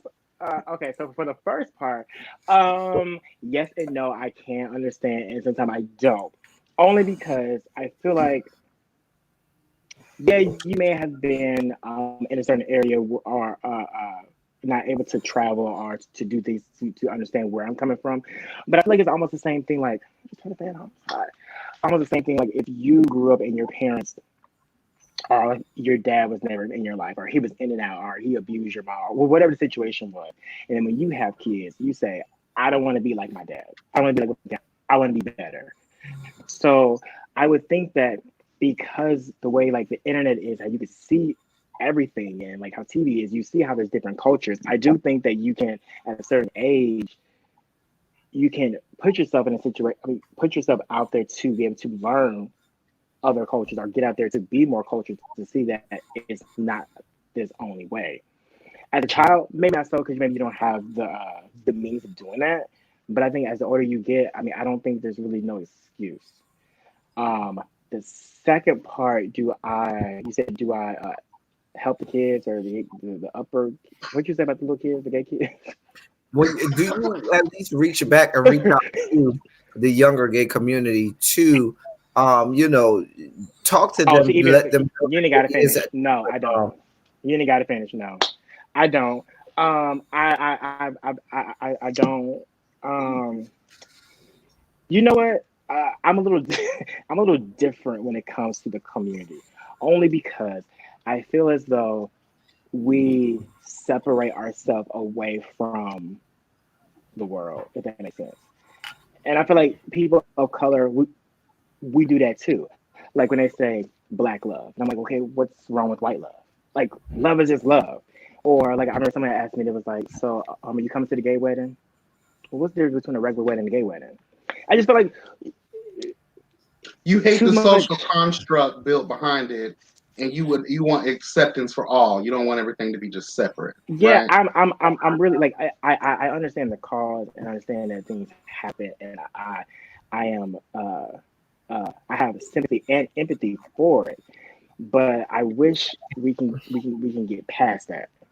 I don't like. And before you continue, El Teddy, let me go ahead on his behalf. I'm going to say here, and I normally do this, Markel, to people, because I like to get the clarification because of what you recently said about you not having any real heavy experiences with trauma concerning being black and gay in the community. I think your explanation is good for you because you haven't experienced that, so you don't have a real. I'm not going to say you don't have a reason to have a cause or have a dog in the fight, but I think you may not just look at it as serious as for someone like myself or the other people on this panel that have experienced those certain adversities. And to even go further, there's a difference between having sympathy for somebody and having empathy for somebody. Because sympathy means I can see you and say, you know what, I feel bad for you because of what you've experienced. Whereas empathy may be, no, I've experienced that just like you have, and my understanding of it is much more deeper because I've experienced that as well as you have, and I can truly put myself in your shoes.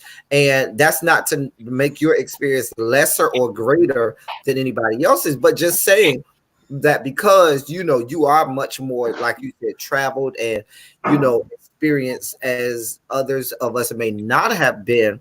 Can you and that's why I asked that question, being that your experience is a little different, where you can reach back to someone who may not have experienced something and say, you know what, I have experienced some things, and I have been outside of these yet to be United States of America, and I have seen the world, and I can tell you it's different. And so that's the only reason that I asked that question. And I do think it is important that we do let the younger generation know that it doesn't have to be as horrible as it may have been for those of us on screen. I definitely see your side though, man. I don't. Yeah, I definitely see what you're saying though. I'm not negating that. Yeah, I don't mean it.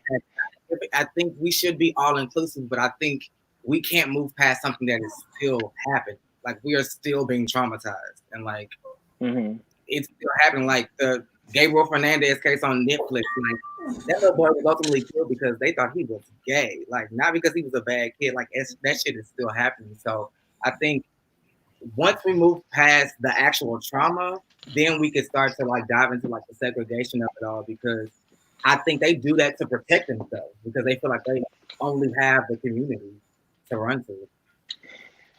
Well, and here's another thing. Very well said. Okay. One, I don't have a problem. Okay, I haven't been actively speaking to like the younger kids about things like that. And I've had conversations where like if I'm in a group or something and a conversation happened, then I'll share my experience and things like that. But it's like actively going out, making posts and going to like the youth group, something like that. No, I'm not doing that. I mean, that's something that I could definitely be more involved in. I just haven't. But that's you active. mentioned the show on Netflix. It's just, that's just not something that I'm into. But I will say this: some of the causes, not just being like me or anything. Like I feel like when it comes to, I am willing to support a cause if there's an actual true plan and an action. What I'm not going to do is go down the street and riot and throw bricks in these businesses, and then tomorrow we forget all about it. Like I feel like there's other ways of getting your message across. Because I feel like that happens. It shows on the news for a day or two, and then we just move on. Yeah. Like there's no other plan of trying to like pass a bill or maybe go to your governor or your mayor, or they're not listening. Go to the White House, Supreme Court, and like take it up. Oh, for Rob. These people out. Huh? That's not what we're doing. For Rob. I just want to see an actual true plan. Yeah. I agree. Let me ask plan you makes this. sense. I'm down for it. Let me ask you this. In the same vein as myself and maybe other members that are on this screen with you, or even in the chat or watching the replay, may say, we understand and can identify with you having had a different experience than us, and we can maybe identify with you or say we can understand you. Do you make the same attempts for those people who may have had the total opposite experience, where they have maybe not been able to travel, or all they know is the confines of their individual community, where there may be a lot of bigotry and there may be a lot of racism and there may be a lot of homophobia? Do you make those same exceptions for people that have had other experience from you, the same way that people may have had other experience than you have had, make exceptions for you? I have, but I also receive a lot of backlash on it because I can support them and understand and share my story. But when I share my story, it's like I had one of my coworkers on Friday. No, I think it was like Wednesday or Thursday, something. We had a conversation about dang, I'm gonna say too much because I don't know who's watching. Anyway, so we had a conversation about being a parent. And I made a comment, and she was like, Markel, if I didn't know you, I would have took offense to what you said because you're not a parent. You don't understand how it feels, right? So, I tone is this: when they're telling me their stories, and I'm trying to relate and trying to understand and give a better perspective. And then when it comes back full circle to me and I say mine, it's almost like you don't understand, you don't get it, you're not from where I'm from, you're getting to you think you're this and blah blah blah, and it's like, okay, well, even when I try, it doesn't go anywhere. Mm-hmm. That makes sense because you can't relate because you didn't struggle. I get it, right, and you can't help where you're from or how you were raised. But you can't help that.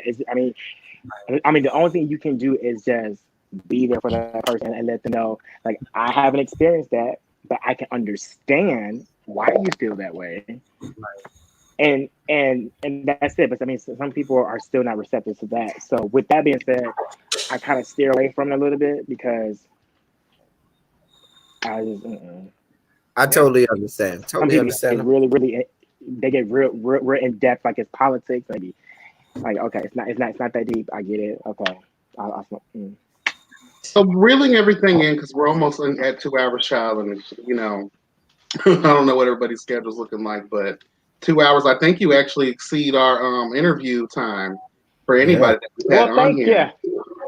It was a pleasure having you. Does anybody else have any final words, anything to ask Markel, or just any announcements, period? Before I do.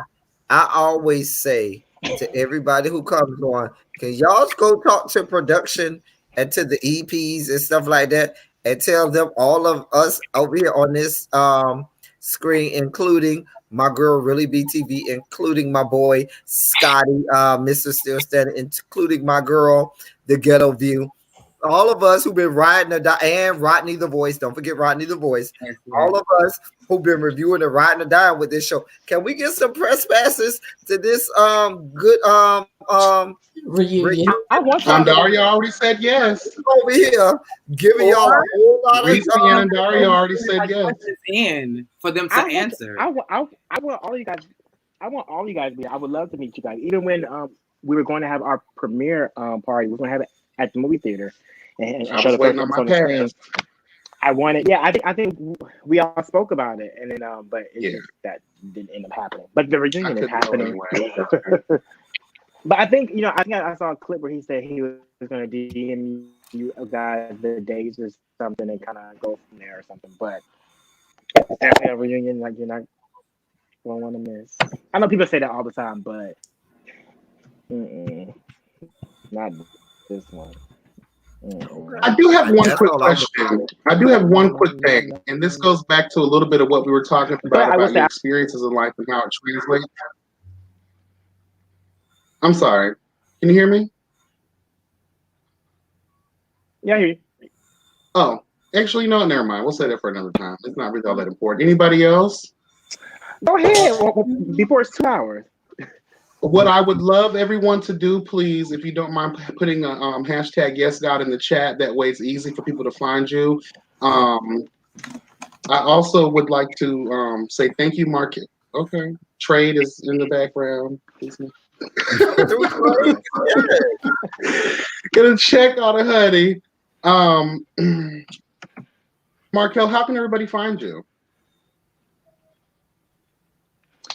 All social media platforms is at The Real Markel, except for Facebook. Facebook, I am just Markel.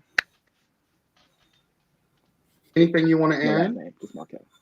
Oh, would you have a couple of seconds? We're gonna do an after party real quick. For me? I'm sorry. What? Catch me out. What'd you say, Boo? No, I just wanted to know if there was anything you wanted your viewers, your fans, to take away from you this season, or like, are you just here to take shit, or do you want them to actually take something away? Take away everything from this interview, because I think towards the end it got really in depth as far as like who we really are and how we really think on a personal level. When it comes to the show, I think all reality shows is entertainment. So take it as entertainment. My DMs with these death threats, okay? I'm being too shady to these people. No, I'm with you, and they take this like, when I catch you, listen, you would never catch me because you were not in the same tax bracket. So therefore, I am. Oh, well, Jesus. Okay, we don't even. Let me say this, Markel. One of the things that we pride ourselves on when we do these panels and we do these interviews, and I think I've been for almost all of them, we always try to give the viewers and the people a different side of the person, because we know there's a lot that happens in editing. We know that there's a lot that you all don't, that the general public don't get to see about you as a person, and know that you're not this horrific person that may be displayed on camera.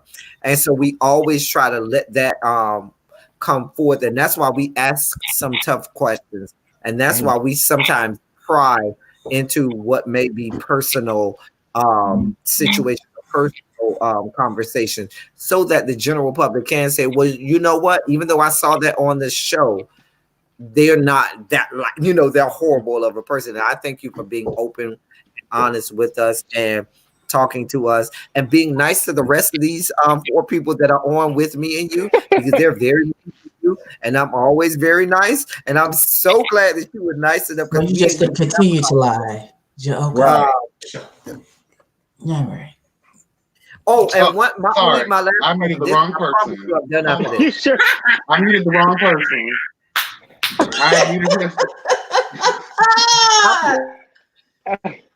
He's still talking. He's still talking. I promise you, this is my last question, Markel.